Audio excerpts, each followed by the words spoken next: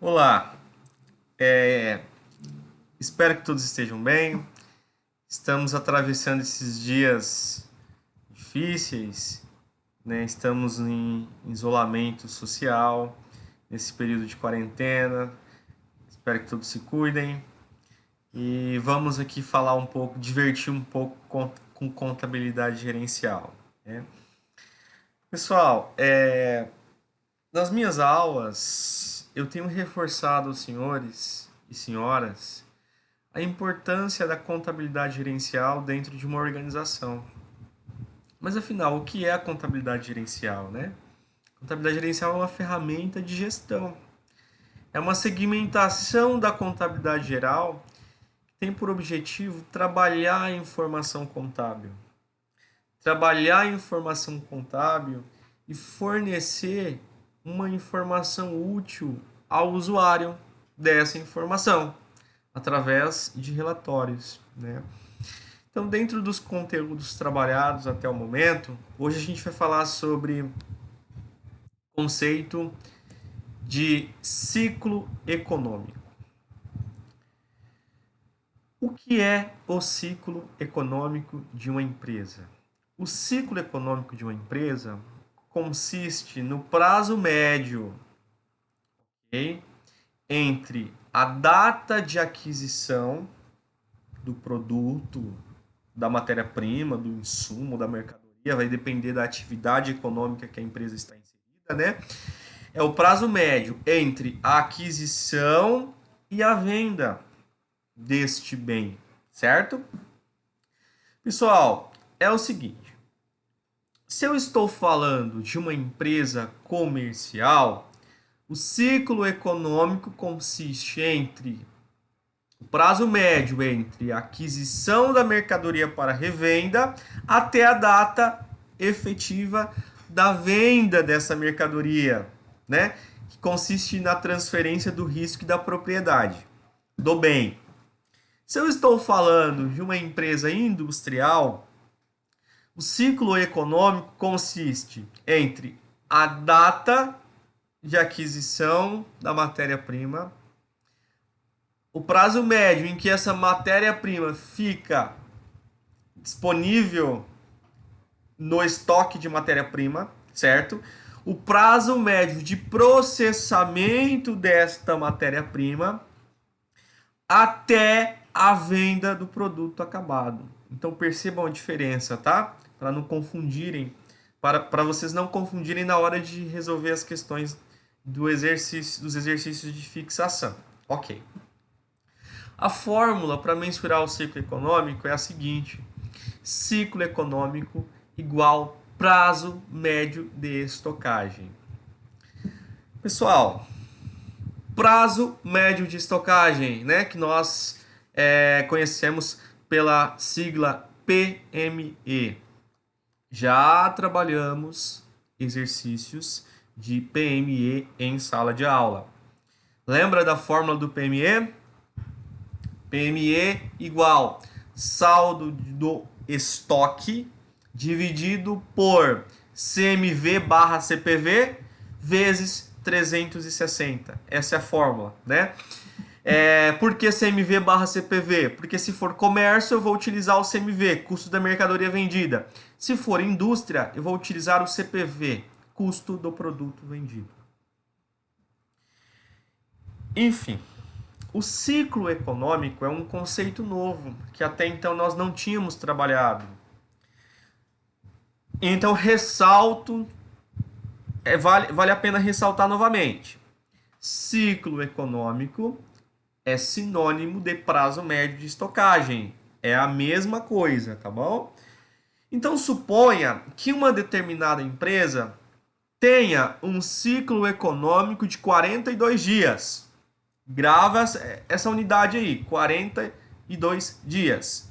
Essas unidades, 42 dias, ok? A nossa empresa, nosso exemplo, possui um ciclo econômico de 42 dias.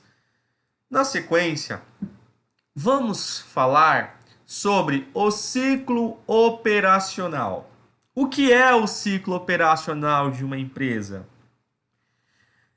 Se eu comentei que ciclo econômico consiste no prazo médio entre a aquisição e a venda, é o prazo médio que o estoque fica estocado na empresa, que a mercadoria fica estocada na empresa. O ciclo operacional consiste entre a data de aquisição da mercadoria, ok? É o prazo médio entre a data de aquisição da mercadoria até o recebimento da venda dessa mesma mercadoria, ok? Então, qual que é a fórmula? Ciclo operacional igual ciclo econômico mais PMR. O que é o PMR? Prazo médio de recebimento, que é o prazo médio do contas a receber. Já trabalhamos em sala de aula exercício de fixação sobre prazo médio de recebimento, certo? Suponha que a nossa empresa exemplo tenha tido um PMR de 60 dias. Qual será o ciclo operacional? Lembra que o nosso ciclo econômico da nossa empresa exemplo era 42 dias. Então, substituindo pela fórmula, nós teremos ciclo operacional igual 42 dias mais 60 dias igual 102 dias. Ou seja, esta empresa exemplo tem um prazo médio de 102 dias entre a compra do estoque, o prazo que esse estoque fica disponível para venda, até o recebimento dessa venda, tá bom? Então, por isso que eu somo o ciclo econômico, né, que nós calculamos anteriormente, mais o prazo médio de recebimento, tá bom? Pessoal, seguinte, vamos lá. Como calcular o prazo médio de recebimento, que já foi um conteúdo que já trabalhamos em sala de aula. A fórmula do prazo médio de recebimento é saldo de clientes, tá? Saldo de clientes, não é saldo de clientes no circulante. Tomem cuidado, ok? Porque às vezes a demonstração financeira tem saldo de clientes curto prazo e saldo de clientes longo prazo, e você pega somente o saldo do curto prazo. Atenção! Então é saldo de clientes, o que eu tenho a receber, ok? Dividido por receita operacional bruta vezes 360, tá bom? Essa é a fórmula do prazo médio de recebimento, tá bom? Em dias também. Então vamos prosseguir aqui o nosso slide, né? Vamos lá, o próximo slide fala sobre o ciclo financeiro. Então, vamos recapitular. Falamos sobre o ciclo econômico, em seguida sobre o ciclo operacional, e agora nós estamos no ciclo financeiro. Mas afinal, o que é o ciclo financeiro?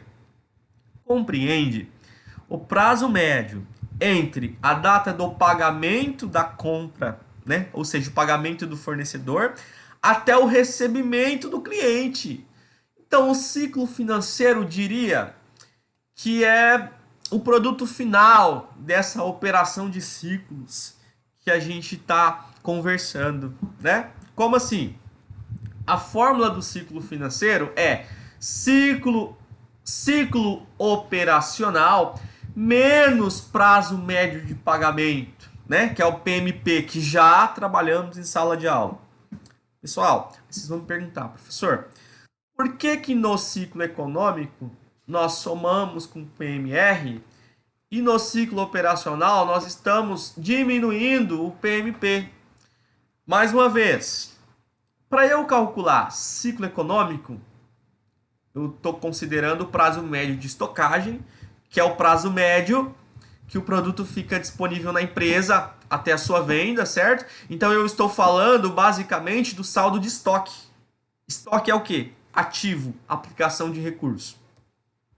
Para calcular o ciclo operacional, eu utilizei o ciclo econômico, que é o saldo de estoque, mais o prazo médio de recebimento, que envolve saldo de clientes. Clientes, ativo, aplicação de recurso. Então, eu estou somando, ok? Agora, ciclo financeiro envolve o ciclo operacional, que é o saldo de estoque mais saldo de clientes, mais o prazo médio de pagamento, que é saldo de fornecedores. Vamos falar sobre a fórmula de PMP. Saldo de fornecedores, ok? Dividido pelas compras do período vezes 360. PMP é uma conta do PMP utiliza o saldo de fornecedores, que é uma conta do passivo, ou seja, origem de recursos. Então eu estou falando sobre duas pontas, né, do meu balanço patrimonial, o meu ativo, conjunto de bens e direitos, e o meu passivo, obrigações. Fornecedores, obrigações, origens de recursos. Por isso que eu estou diminuindo, pessoal, tá? Porque eu quero saber em dias o valor residual entre o ciclo operacional e o prazo médio de pagamento. Esse indicador serve para definir o prazo médio, quanto tempo, em média, que a empresa leva para vender o seu estoque, receber, ok, do cliente e pagar o fornecedor. Esse é um indicador. Então, suponhamos que a nossa empresa, exemplo, tenha um prazo médio de pagamento de 30 dias. Qual será o ciclo financeiro? Nós vimos que o ciclo operacional foi 102 dias. Então, o ciclo financeiro, 102 menos 30, 72 dias. Agora vamos conversar aqui sobre a interpretação desses indicadores, né? Porque assim, para que tenhamos uma efetiva compreensão deste conteúdo, temos que entender e interpretar melhor esses dados, esses indicadores. Então eu trouxe duas situações importantíssimas para a interpretação desses indicadores. A primeira, que é essencial, a primordial, quanto menor o ciclo financeiro, melhor. Quanto menor o ciclo financeiro, melhor, pessoal. Como assim, professor? Pois é neste período que a empresa consegue diminuir o seu ciclo financeiro, que ela utiliza o capital próprio para financiar as suas atividades. Mas o que é capital próprio? Capital próprio é o recurso próprio, é a riqueza da empresa. Eu tenho capital de terceiros, que são as minhas obrigações, a minha exigibilidade, e eu tenho o capital próprio, que é os recursos próprios da empresa, a riqueza gerada pela empresa própria, sem necessidade de terceiros, sem precisar financiar suas atividades. A empresa, tendo um ciclo financeiro saudável, que é o quanto menor, melhor, ela vai conseguir financiar suas atividades. Ela vai conseguir comprar estoque, de repente, à vista ou com menor prazo, né? Com desconto. Ela vai conseguir aplicar aquele dinheiro disponível em investimentos, né? Por quê? Porque tendo um ciclo financeiro menor, significa que o prazo médio de recebimento ele é menor do que o prazo médio de pagamento. A empresa vende o seu estoque, recebe e ainda tem um lapso temporal para trabalhar com aquele recurso.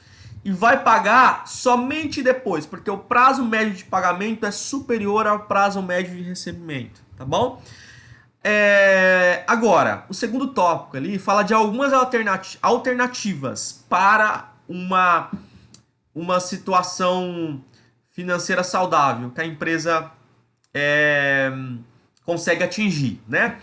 Então, o objetivo, trabalhando os ciclos, né, é você diminuir o prazo de vendas, ok? Aumentar, ou seja, vender em um lapso temporal menor, o PME, que é o prazo médio de estocagem, tem que ser menor, né? O aumento do prazo de compra, ok? Eu preciso aumentar o meu prazo de pagamento.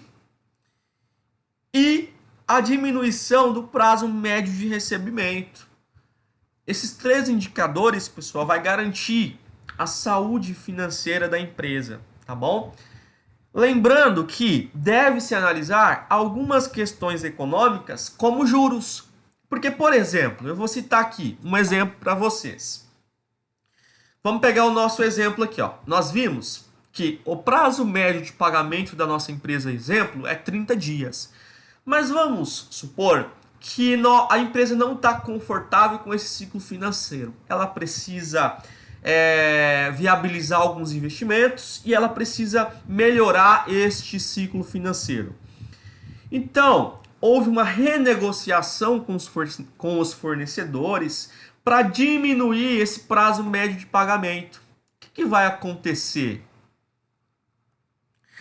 Suponha que nós conseguimos renegociar com os fornecedores de 30 para 25, ganhamos 5 dias.